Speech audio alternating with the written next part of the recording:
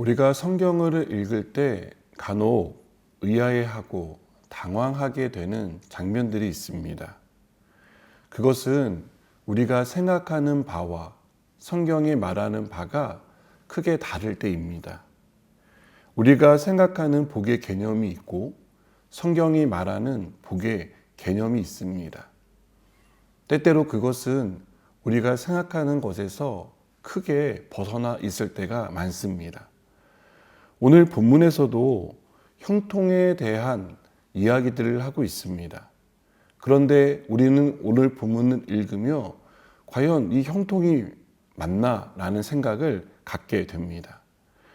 본문에서 요셉의 삶을 형통이라고 설명하는데 우리가 보는 요셉의 상황, 또 요셉에게 일어난 일은 형통이라고 말하기에는 너무 멀리 떨어져 있습니다.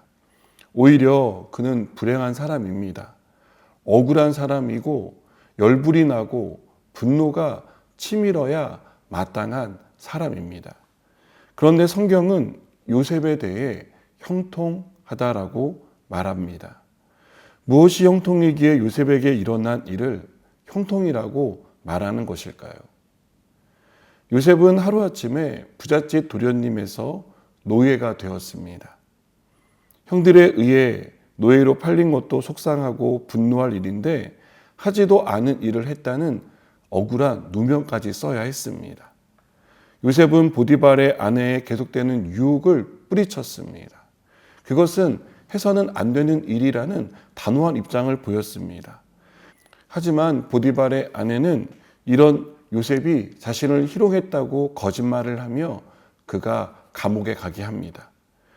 요셉은 계속 억울하고 힘든 상황에 빠집니다.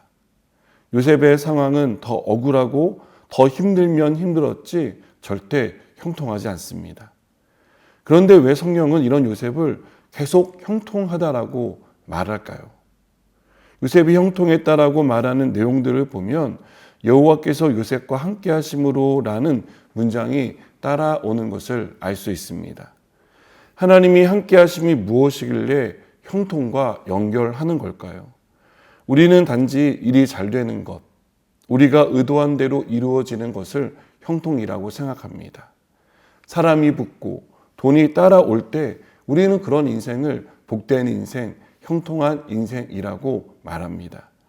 신분이 수직하락하고 누명을 써서 감옥에 갇히는 것은 이런 관점에서 보면 형통이 아니라 형벌에 가깝습니다. 그런데 하나님이 없는 성공, 하나님이 함께하지 않는데 일이 잘 되는 것을 형통이라고 말할 수 있을까요?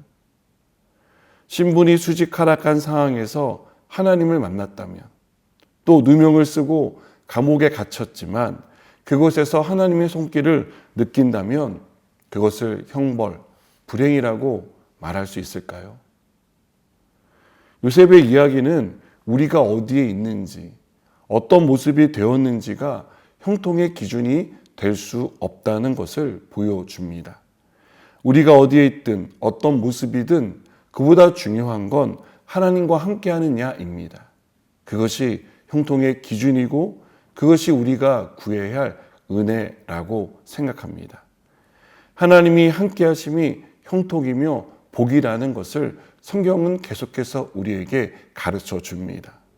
왜냐하면 하나님이 함께 하시면 상황이 바뀔 것이고 어려움은 해결될 것이기 때문입니다. 지금 당장 눈앞에 보이는 그 벽은 하나님이 함께 하심으로 뛰어넘거나 그 벽이 무너지는 역사가 일어날 것을 분명하게 가르쳐주고 있습니다. 하나님이 함께 하실 때 억울함은 풀어집니다. 우리가 처한 상황은 새로워집니다.